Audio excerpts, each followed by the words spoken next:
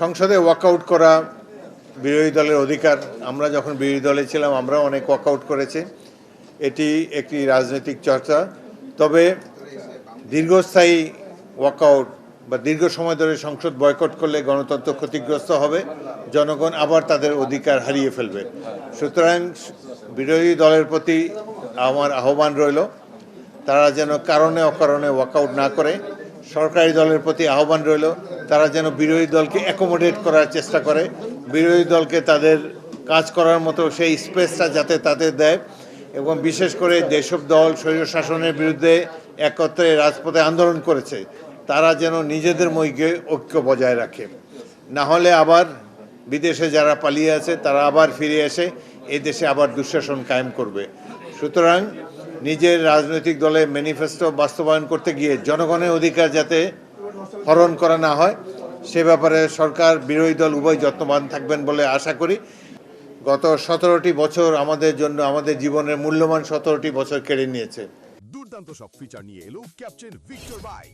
এতে রয়েছে শক্তিশালী রিচার্জেবল ব্যাটারি, ব্লুটুথ এবং exciting music. Captain Victor bike, আনন্দে বাড়ুক শৈশব। 3টা জাতীয় সংসদ নির্বাচনে আমি অংশগ্রহণই করতে পারিনি। একবার আমার বাড়ি ঘিরে রেখেছিল পুলিশ এবং আওয়ামী লীগের সন্ত্রাসীরা। সুতরাং গণতন্ত্রের চর্চা ব্যাহত হয়েছে এবং গণতন্ত্র না থাকার কারণে হত্যা, গুম, লুট, রাষ্ট্রীয় সম্পদ পাচার হয়ে বিদেশে চলে গিয়েছে।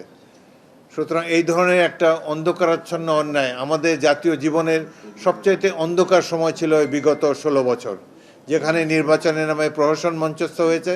সাধারণ মানুষের কোনো অধিকার ছিল না, মানবাধিকার দেশ থেকে বিদায় নিয়েছে, গণতন্ত্রকে তারা ঝেঁটিয়ে বিদায় করেছে তৎকালীন শাসক দল। সাধারণ মানুষের জীবনে দুঃসহ দুর্বিপাক অন্ধকার নেমে এসেছিল। অবশেষে ছাত্র, তাদের অভিভাবকরা এবং রাজনৈতিক দলসমূহের আত্মদানের ফলে ত্যাগ তিতিক্ষার কারণে দেশে আবার গণতন্ত্র প্রতিষ্ঠিত হয়েছে। আমরা আশা করব গণতন্ত্র আর কোনোদিন হারিয়ে যাবে না।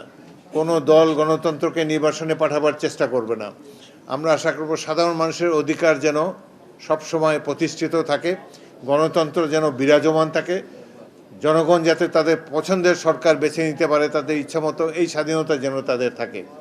আমাদের মানুষ রাজনীতি সচেতন, তারা কোনো স্বৈরশাসককে সহ্য করে না। গণতন্ত্র, মানবাধিকারের প্রতি চির অনুগত বাংলাদেশের মানুষ, তারা এখন আগের চাইতে অনেক বেশি সচেতন হয়েছে। সুতরাং আগামী দিনে কোনো স্বৈরশাসক বাংলাদেশে প্রভাব বিস্তার করবে এই সম্ভাবনা আমি দেখতে পাচ্ছি না।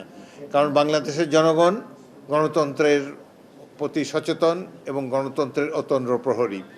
আমাদের লক্ষ্য অর্থনৈতিক মুক্তি। এই দেশ ধীরে ধীরে সমৃদ্ধির পথে এগিয়ে যাবে।